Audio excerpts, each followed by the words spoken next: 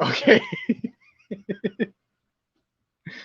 This is gonna be like the part 2 for what happened with the other stream. Um, David, don't worry about it. You just pressed the wrong button. Ah, crap. I gotta call. Um, so I'm back. It's just me. I think. Let's see. I think he's got to. I think he's got to like turn off either like the mic or the camera, something. But don't worry, I'm still here. All right, so let's keep this conversation rolling. All right, let's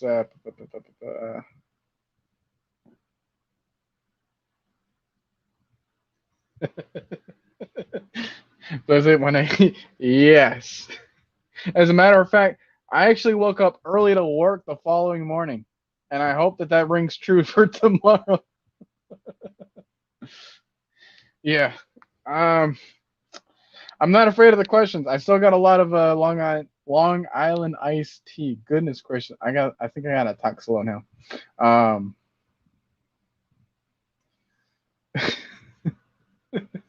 all right. So because Daivon ended the stream early, which I don't blame him for because I actually don't know how to like walk out of the stream on my own. But all right. So in my other league, I'm gonna just start off until I get some more. Oh geez, until I get some more questions. So in my other league, I have Aaron Rodgers as my starting quarterback. I have Emmanuel Sanders as my first wide receiver, and then followed up by Tyler Boyd. Seems a little bit weak there. I understand that, but wait until you hear my bench. And my running backs, I have Nick Chubb and Cordell Patterson. And my tight end, I still have Pitts again, because hey, I am still gonna. Hey, I'm gonna. There's a lot of hills that I'm gonna die on, and one of them is gonna be that I'm gonna be there when Kyle Pitts gets his first touchdown. That ends has not been that much favored so far in this league. And in my flex, I actually have Austin Eckler, who had such a great performance against the Raiders. And on my bench, let's make this clear. I have Matt Ryan as my quarterback. I have 3 wide receivers that include Tyler Lockett, Justin Jefferson, and Robert Woods. As my backup tight end, I have Mark Andrews. And then my 2 other kind of would-be guys on my bench would be Mike Davis and Dawson Knox. So my kicker is Harrison Butker for the Chiefs, and then my defense is still Denver. So that was that. All right, I just want to make that clear. I feel like a lot of people like got out of like YouTube or Facebook or whatever Black Fourth under the run because the stream ended too early. Goodness.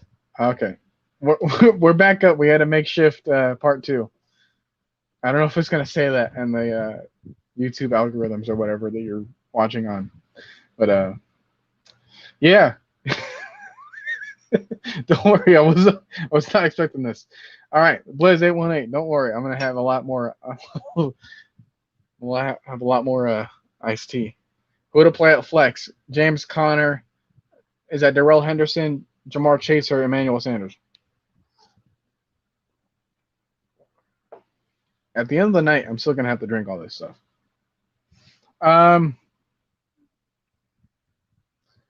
Let's see. When it comes to James Conner, he's up against Denver's defense. Wait a minute. I'm still thinking as if he's on the Pittsburgh Steelers. Goodness gracious, I am way too out. All right, he's facing San Francisco. That's what I'm gonna say.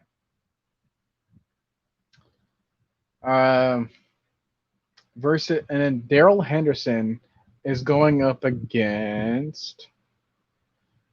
He's okay. He's going up against Seattle.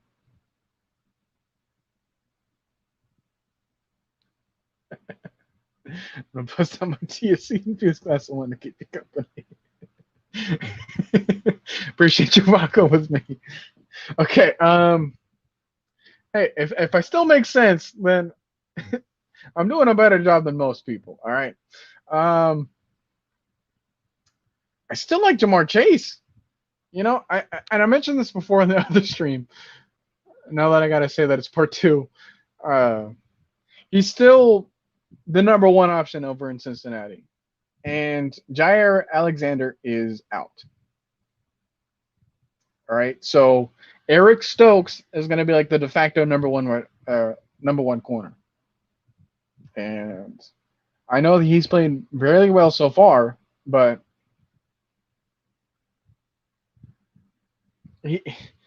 I'm sorry, but that chemistry between Joe Burrow and Jamar Chase is something that I still want to grab hold to. All right, so if you got a Bengals wide receiver like me, I'd still take that chance. All right, I got Tyler Boyd and T Higgins in separate drafts. I didn't get the luxury of getting Jamar Chase. All right, and it didn't help that his preseason was as bad as it was, which really dropped his fantasy stock. But fact remains is he's still the number one, and as long as he's got that good rapport with Joe Burrow, I'm gonna take that chance. All right, and I know you got James Conner, but he's over. Like I said, he's over up against San Francisco. You got Darrell Henderson, who's up against the Thursday night game against Seattle. You got Emmanuel Sanders. I want to say that it's Emmanuel Sanders. You just said Sanders, all right? But Emmanuel Sanders, he's someone that I'm still writing on hope to. Excuse me, jeez. But if you got Jamar Chase as your flex, I'm gonna take that chance. It says you feel like both of your fantasy teams are stacked, but sitting at 2-2 and 1-3, stressful stuff. I am actually undefeated in one of them, but I'm also 2-2 in the other. All right, and it's just a matter of like the other one just had just godsends at the other 2 weeks that I just couldn't keep up with. I still average like 120 points per week. All right, so as long as I'm undefeated in the one that gets me money at the end of the year, I still feel like I'm not that terrible of an option to rely on for advice. All right, and I think the most amount of moves that I made is with that one too. So, but at the moment right now, you still gotta listen to me at your own barrel. Oh boy! All right. Jeez, I was not expecting this. So, Daivon, I want to see this in the I want to see this in the comments. I want to see this in the comment section afterwards, or maybe if we're gonna stick around until later on. I'm gonna make sure that you get asked this question, like, what is your hot take of the season so far? All right, that's something I want to know. It doesn't have to be Falcons related. I just want to know, like, what is your hot take of the season? So if you come back, that's the first thing I'm gonna ask you. Let's say my name says I lost against someone who played Matt Ryan and the football team. 42 points I didn't see coming. 42 point. Goodness gracious, I'm sorry.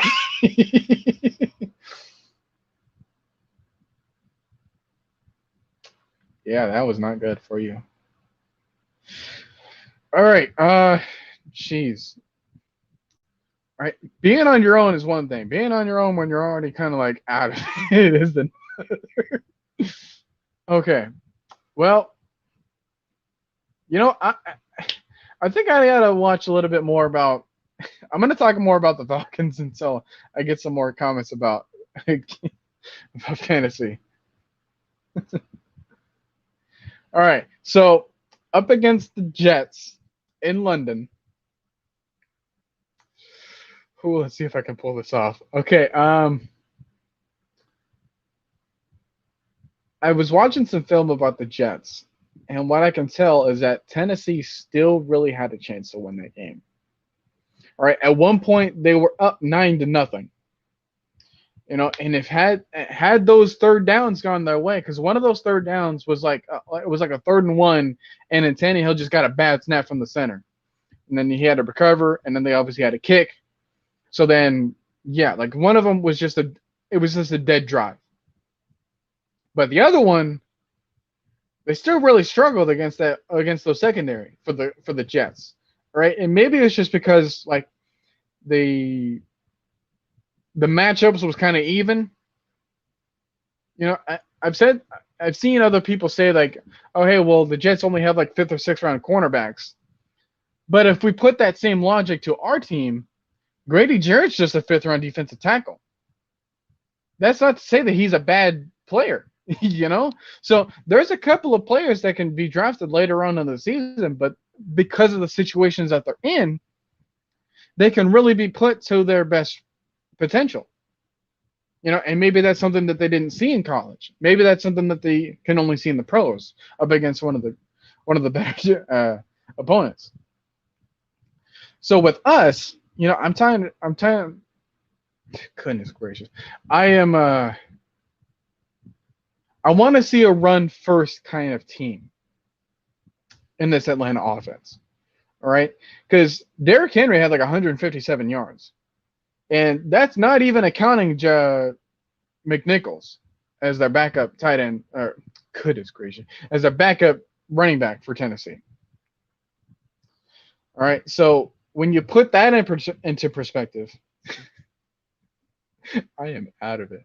Goodness gracious, Leighton Dress, where was Leighton Dress is where the jewels are. Yeah.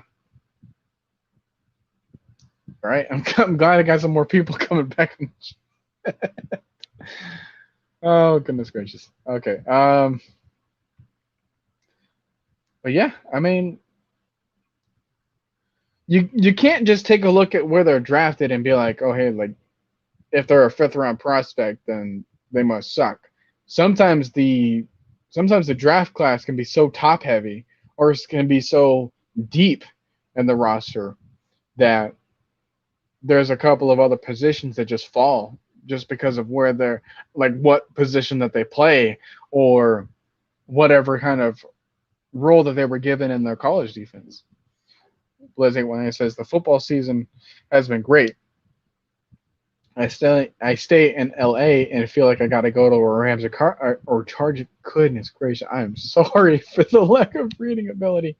Or Chargers game. They are the show in town. My buddies are Raiders fans and they went to SoFi on Monday. Yeah, I got a buddy of mine that's also like a big Raiders fan. He was born in Oakland. All right, so you can pretty much guarantee. All right, let me get closer into the camera. Goodness gracious. All right, like we're both using, like me and Daivon, we're both using our phones, and goodness, we both look like Twix bars. I'm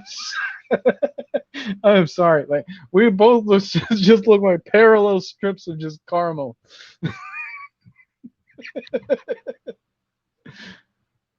All right. But when it came to the game plan that we can have against the Jets, on the okay, but in the game plan against New York, especially on the defensive side of the ball, I want to see us learn how to recover on the secondary when it comes to these improvisational plays that Zach Wilson can throw up. All right, like in my article, if you check that out, I appreciate it if you do. On my article, I mentioned that the Falcons wide receivers, they're not really prone to going off script. They have a script that they really trust, but if the play lasts a little bit longer than that, then sometimes they just end up in a cluster and it looks like a game of 3 flags up or 3 flags up, whatever you want to call it. All right, sometimes it's more of a regional thing, but the fact that our receivers don't have that lesson being taught to them, and the fact that the Jets receivers do, that lets you know that our secondary really has to improve when it comes to like if the play lasts longer than 3 seconds. So TJ Green, Avery Williams, you really got to step up, man. I'm sorry. And one of the things that K Styles and Mad Mike and Drew Talk Sports was talking about on Tuesday was the Barry Sanders defense.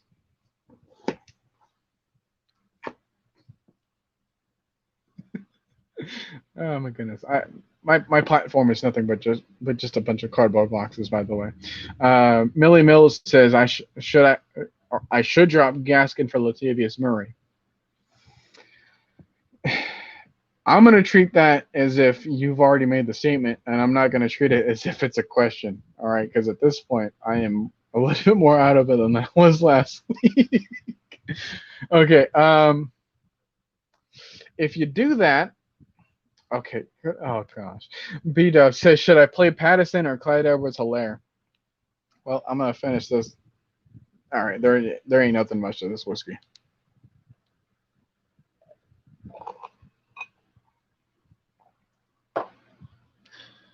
Whew, I might have to send a message to my manager that I may be late for work tomorrow morning. I got good job security though. It's fine. Okay, so B-Dub says, should I play Patterson or Clyde Edwards-Helaire? I am still sticking with Patterson, all right? Patterson is the hot hand of our offense, all right? Like, that is who we're living and dying off of right now. And he doesn't have to be on the field all that many times in order to get production.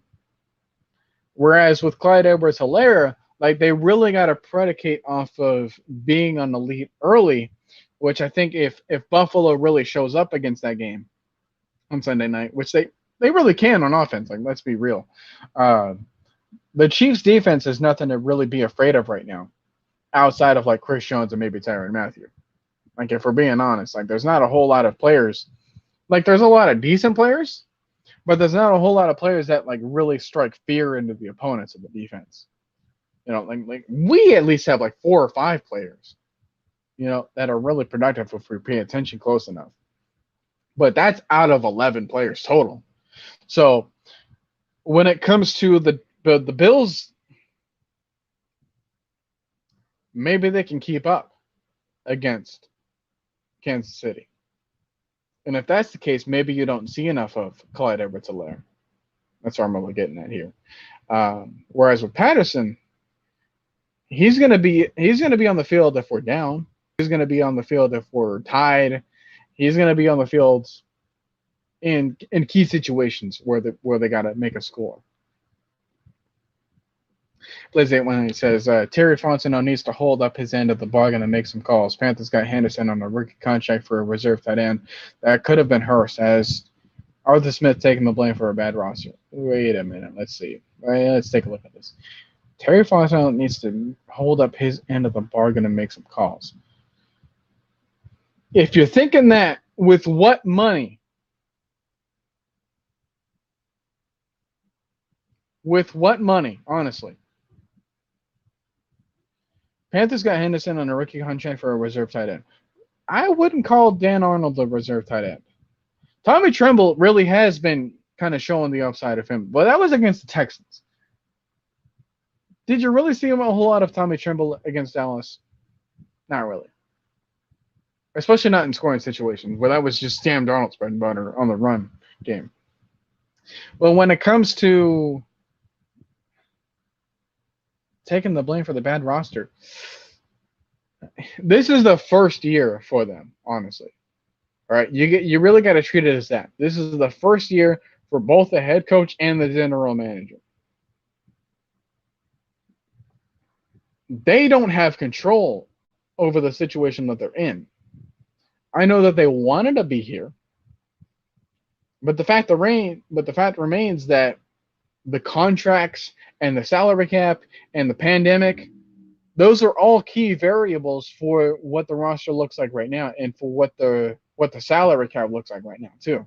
So if you really think about it, there was not a whole lot of moves that we can make.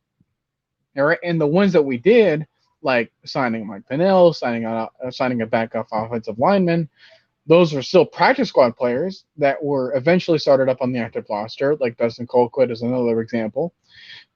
And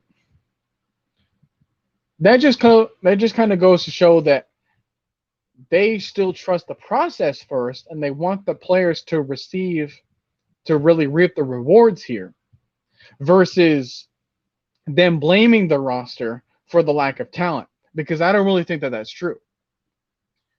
If we put it together, we can still score like 30 plus points a game, and we can still let our opponents to somewhere in the teens, which is something that we haven't really said before.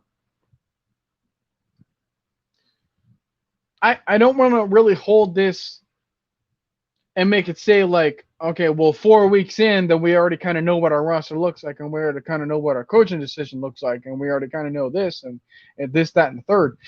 That's not a fair comparison to make. All right, we're still heading into week 5. We haven't had our bye week yet. All right, and to be fair, like if you look at some of the plays that we have yet to make, I wouldn't really blame that on a bad roster. I would just kind of blame that on stuff that just didn't go our way there. Maybe if the referees make a good enough call, maybe we win that game. There's a couple of factors like that that just really make you think like, hey, maybe we could be 2-2 instead of 1-3. And if that's the case, do you really say that the roster is bad? Millie Mills says maybe. I don't really know what to, but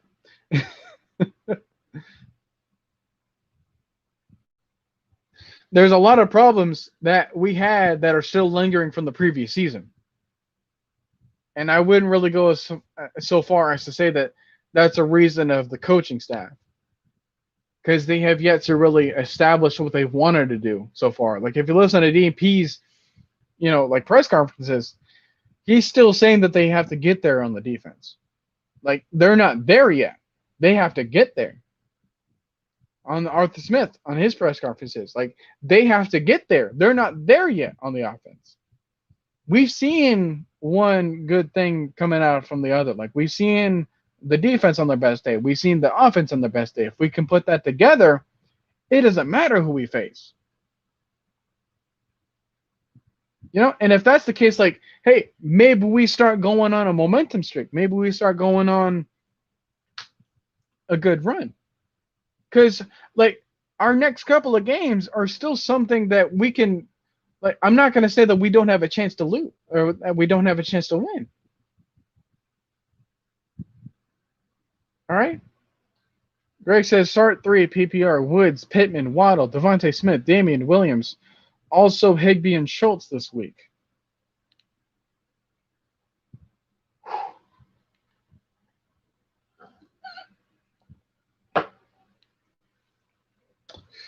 Now's the time I really have to use the bathroom.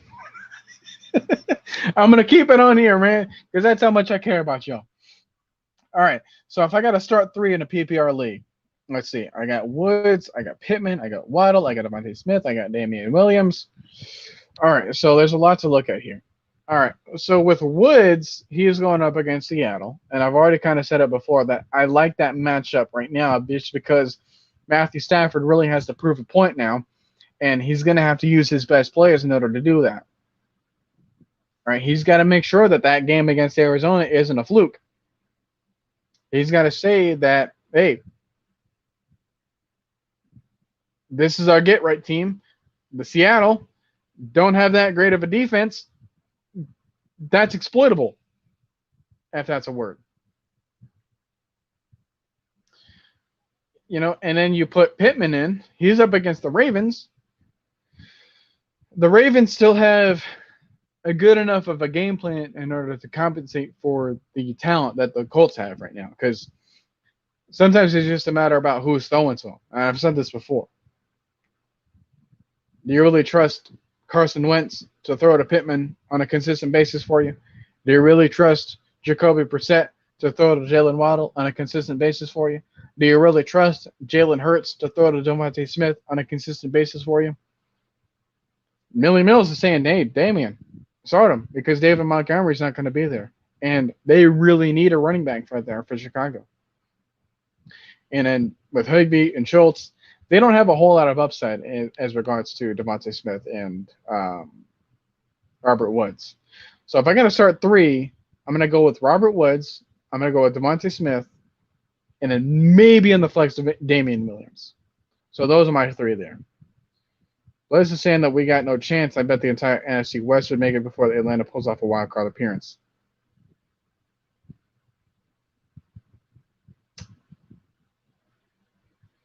Anyways, Millie Mills says Schultz, Williams, and Smith.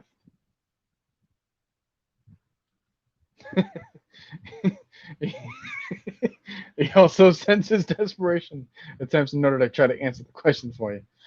If I'm going to go back to this for a second, though.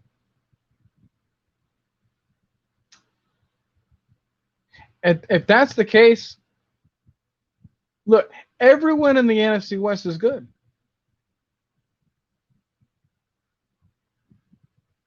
That's not a detriment to us as a team. That's just saying how good the NFC West is as a division. If you really recognize it as that, instead of saying that, oh, hey, like we have no chance that, if you're gonna say that the Lions are gonna make a playoff berth before us, then I'm gonna have some real question marks there. But to really say something like this, it's not a matter of how bad we are. It's just a matter of how good they are. That's what I really think of it.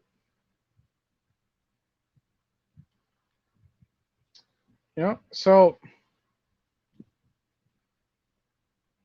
I wouldn't say that we don't have a chance if we just stop getting out of our own way. We've really seen against the game in Washington that if one play goes in our favor, then we win the game. And I don't care what play that you choose. That's how many plays that there were. If you go back to like the Falcons Audible podcast with DJ Shockley and Dave Archer, their first segment was, hey, if you had the magic wand, what game are you rewriting? Or what play are you rewriting? And they had their own things to say, and I had my own things to say in the article that I've written on our website. Goodness gracious, I'm starting to burp. Oh man, gosh. Yeah. That kick return was one of them. If they don't have that, do you really trust Taylor Heinicke to have that and like X amount of drives that got you like 20 or like 70 to 80 plus yards? I don't really think they can deliver on that. And I know that Isaiah Oliver was hurt by that time, but we still had a third and out. That we still gave him a 3 and out in the fourth quarter. How many times have we said that in years past? Like we can make fun of Fabian Moreau and Tyler Davidson and Steven Means all we want, but the fact remains that the other 8 players are still doing their job. And if we can get 11 players to do the job that requires 11 players on a consistent basis, we get the win. And that's all there is to it.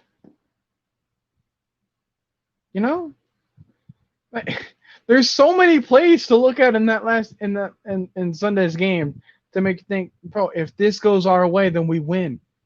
If this goes our way, then we win. Like the fact that that's a multiple choice question, it lets you know something. And to be fair, on Washington's side of things, I never considered Washington to be a bad team. They went to the playoffs, and I think that their roster got better from the year before. And I don't care that Ryan Fitzpatrick isn't there, because Ryan Fitzpatrick to Taylor Heinicke isn't that much of a drop-off. And it's not like they really missed anyone else due to injury. So when you think about it in that regard, Washington still might have what it takes in order to be a playoff team. And it's not for nothing that Atlanta lost to them. All right, I'm not going to sit here and say that we looked embarrassing against the Jets, or that we looked embarrassing against the Giants, or that we looked embarrassing against the team that we should have beaten before. Case in point, the Eagles. But That being said, if we take a look at our progression, we have improved every single week. And so long as we do that, things will get on the right course. If you really believe that, then continue to be a fan and continue to show up for them on every Sunday. Because that's what this team really needs. It really needs this type of fan base that is there for them, that shows the loyalty that it takes in order to show that, hey, we are still behind you, and it doesn't matter what you play like. Now, I know what you're thinking. Well, it sounds like you're really competent, and it sounds like you're really happy that they're losing. Look, I can only speak for myself, right? But I am proud to watch the Falcons every single week. I'm not happy that they lose. All right? If I'm not passionate, then what the heck am I doing here on the stream? I am just happy to see them progress. If it doesn't amount to wins, then fine. As long as they keep being better than they were the weeks before. And I've seen that. And I know what you're thinking. And I know what you're thinking. Well, heck, like they gave up 34 points.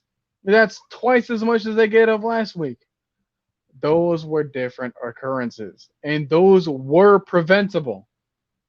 You're taking a look at the final product before it was finished. But if you take a look at as the play was being made, things could have went differently. Liz ain't when you are really trying to make me late for work tomorrow, aren't you? You were also really trying to make me go to the bathroom. Sorry too, Flex. Woods. JJ. Wait a minute. Is that JJ Arcega-Whiteside? Emmanuel Sanders or Pollard? If I gotta start two, the first one is gonna be Emmanuel Sanders.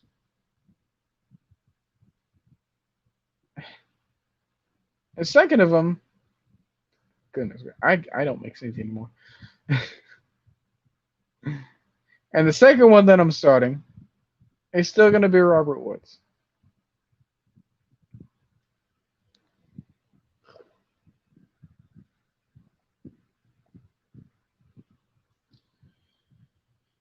Whew. The things I do for y'all. Y'all gotta appreciate me.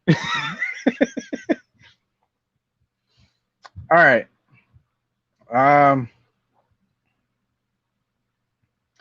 Okay. So if I'm speaking on the Jets' behalf, which I don't really want to, but if I'm speaking on the Jets' behalf,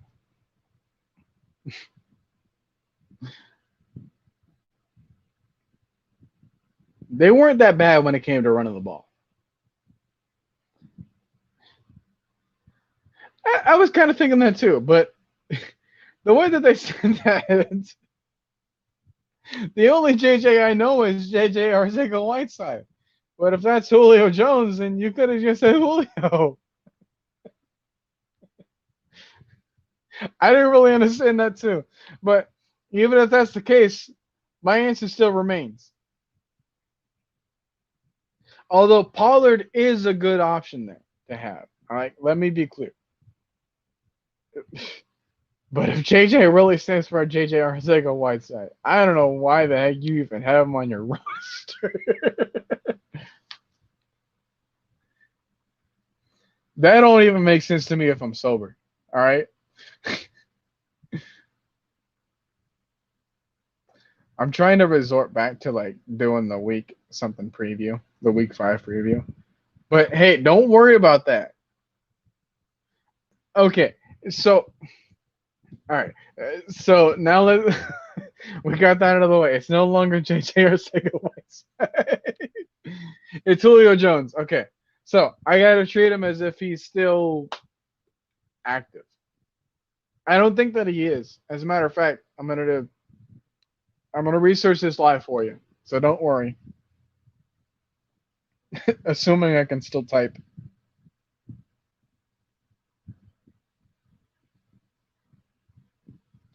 Okay. That's the question I'm going to try to answer this week.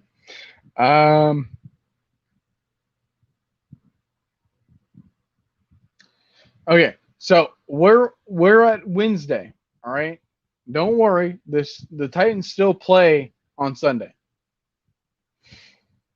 All right, and if that's the case, then you still have hope to hold on to. All right, because one of the top things that I'm seeing when I search up Julio Jones is AJ Brown practices for Titans. Julio Jones doesn't.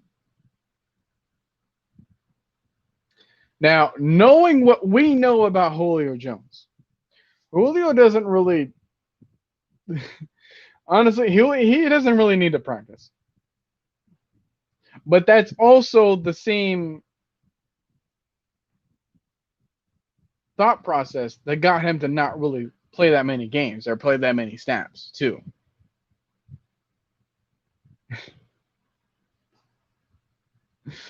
So if we're really thinking about it, I'm still going with what I've said before. I'm still going with Robert Woods and Emmanuel Sanders to give you those fantasy points that the Julio Jones really couldn't.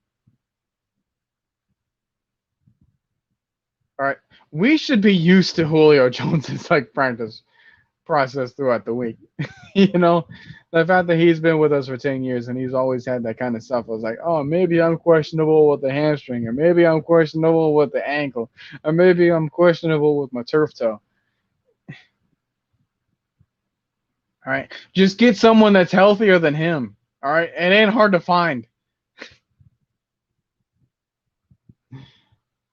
Oh boy. All right, so goodness great, I gotta pee to the fact though. Uh, I gotta talk about the Jets. I don't really want to. All right, so concerning their pass rush, Chester Rogers. Oh boy, either that or Nick Westbrook. Goodness gracious. Maybe Anthony Ferkser. Maybe Jeremy McNichols.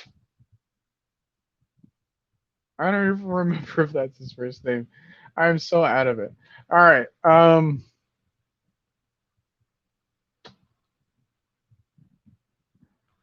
Yeah.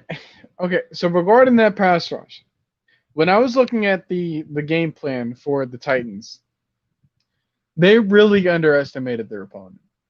It's not to say that they didn't have the offensive line that was capable of blocking Quentin Williams and Quincy Williams. It's just that they thought, hey, we're up against the Jets. All right, this is like a bye week. And oh my goodness gracious, they came up and showed up against us and then beat us in overtime.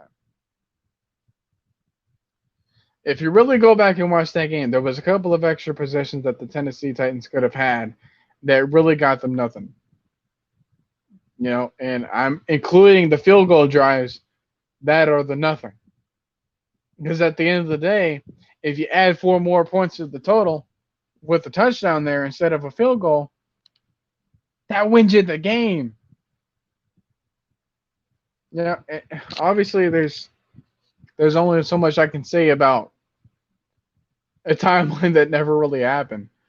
But Jose when he says those European games and jet lag mean anything can happen, I expect another close one. Yeah, I kind of expect a close one too. And I'm glad that you haven't really gave me a question. I'm sorry, but I'm holding it in if you know what I mean. Um, and it's not just jet lag. It's just a matter of focusing on what the task at hand is. All right, because if you don't really pay attention to that, then there's a good chance that you're going to get caught off guard with a team like the Jets. All right, if they showed up against the Titans, I'm just saying that 53-man roster with their coaching staff is something to still be reckoned with. And I know that they're missing a whole lot of players like Mekhi Becton, like Carl Lawson, like Marcus May. Like they're still missing a lot of key components. but they're still doing what it takes in order to win the game at the end. The task at hand is just win. Like Millie Man says. How many Falcons games have I been to? I've been to only one, and that was against the 49ers in 2019, where we won with that Julio Jones just falling back into the end zone. And then, like that, with the 2 seconds left on the kickoff, we had Olamide Zaccheaus just pick up the failed lateral. So I've been to that game at least, but that has been the only game that I've had the luxury of seeing over here in California. You know, but at the end of the season, I'm going to see a total of 2 games because I'm going to be there against that Week 15 matchup against the same San Francisco 49ers. All right, but I don't know if this is a matter of like what I've seen in person or what I've just seen over the film, but I've done the necessary research in order to talk about what I've been talking about in the previous weeks, including this week as well. So, yeah, there's that. You know, I would like to go to a lot more Falcons games, but they don't really face the Chargers. They don't really face the Rams. They don't really face the NFC like West opponents or any West teams. You went to the NFC Championship against the 49ers in 2012. They blew the 17-point lead to Davis. Lead to Davis. That was more so Frank Gore than anything.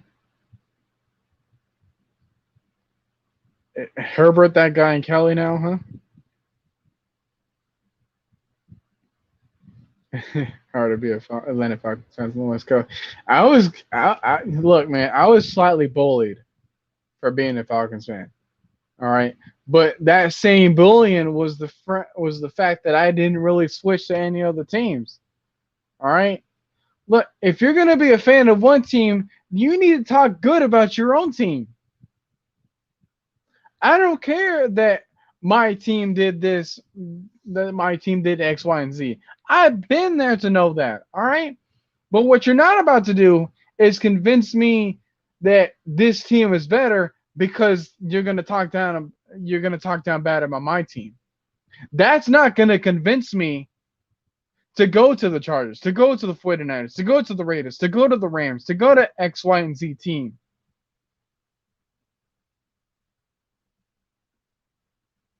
Atlanta couldn't cover Vernon Davis in the second half. That same Vernon Davis that retired at halftime for the Bills.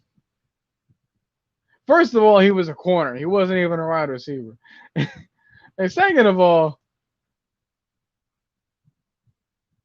you're kind of right. Especially with the loss of Isaiah Oliver.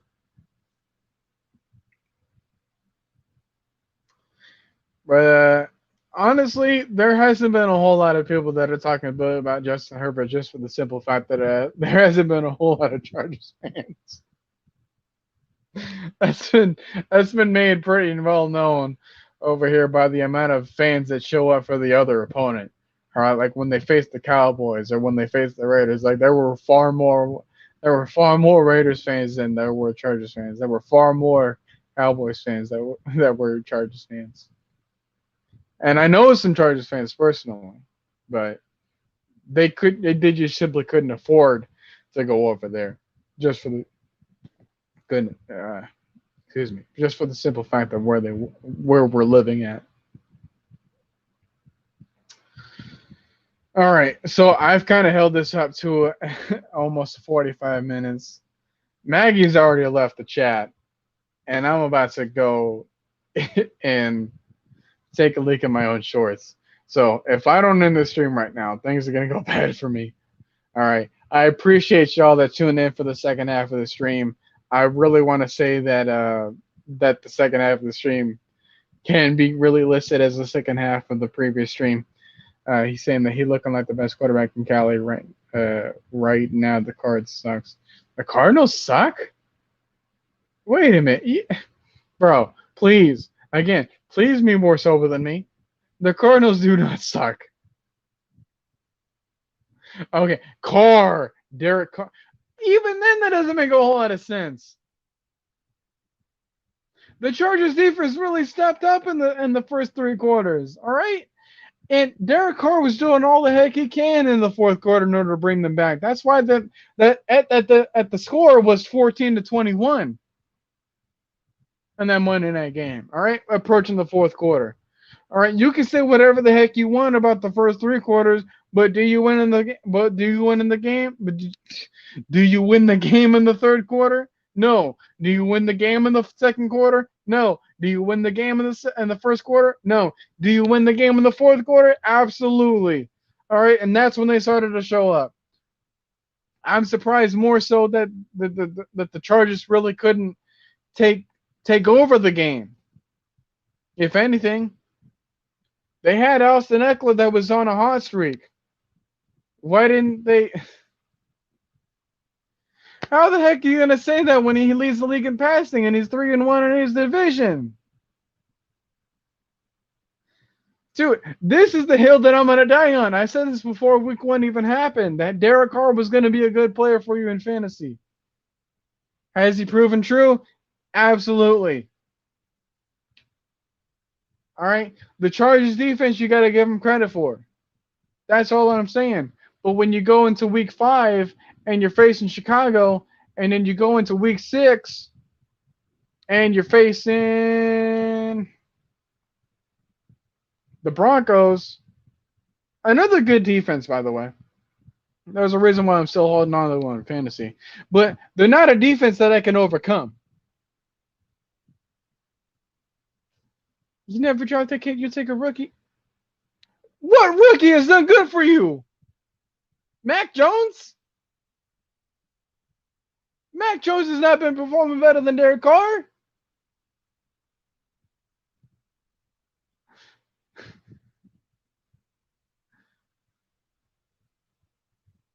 All right. That's been the only notable rookie that's performed somewhat decently. And even then, they've never been up to the length of Carr so far. All right.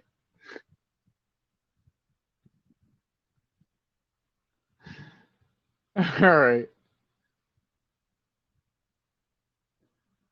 As Nerva did last year. He's an anomaly. He's an outlier. And even then, the rest of the team didn't really compensate for his success over on the offensive side of the ball. You can't take a look at one rookie quarterback and be like, "Oh, hey, that's all the other quarterbacks are going to be when they come out of the draft on the very high." All right, in the first round, there has only been so many quarterbacks that took a bad team with a rookie head coach into the playoffs, and one of those quarterbacks was Matt Ryan. I don't want to hear it. I don't want to hear it. You put some respect on what Matt Ryan did in his rookie season. Kyler Murray did not take the Cardinals to the playoffs in 2019.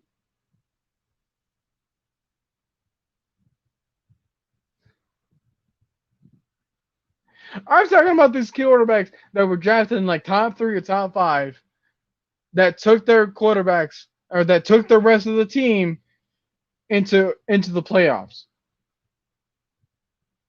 I'm not going to count Joe Flacco because Matt Ryan had more yards, a better quarterback rating, more touchdowns, less interceptions than him in his rookie season. I'm not going to count Andy Dalton because he was drafted in the second round. I'm not going to count Dak Prescott because he was drafted in the fourth round. I'm talking about this year. Derek Carr has been up to par. Bars, by the way. All right. I'm not even a Raiders fan, but what I'm not about to hear is Derek Carr slander. All right. Derek Carr has been doing whatever the heck he can over in Las Vegas. Remember when Flacco versus Matt Ryan was a debate because they drafted him the same year? Bro, that wasn't really a debate because drafted was Flacco. Because goodness great, because Flacco was drafted in the late 20s against the Ravens, which were a good team by the way, because Steve McNair and that whole situation with him. Ramil Lavelle, Latavius Murray, or Damian Williams. Goodness gracious, you're about to make me take a leak of my own shorts. Quick answer, Damian Williams. All right, moving on. I'm about to head out now because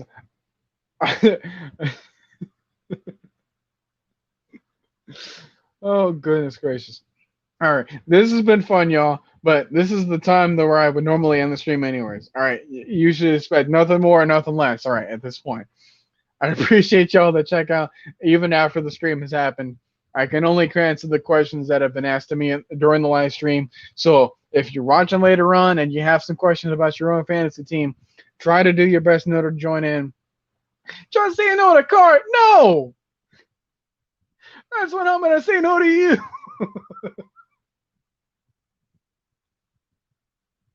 Dude, we've been supporting Matt Ryan through thick and thin.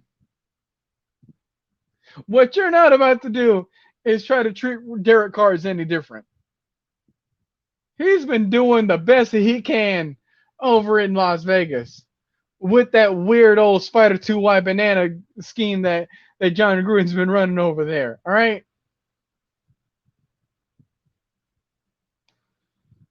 You are welcome, and I don't care what you were trying to say for. All right? I appreciate y'all that are tuning in.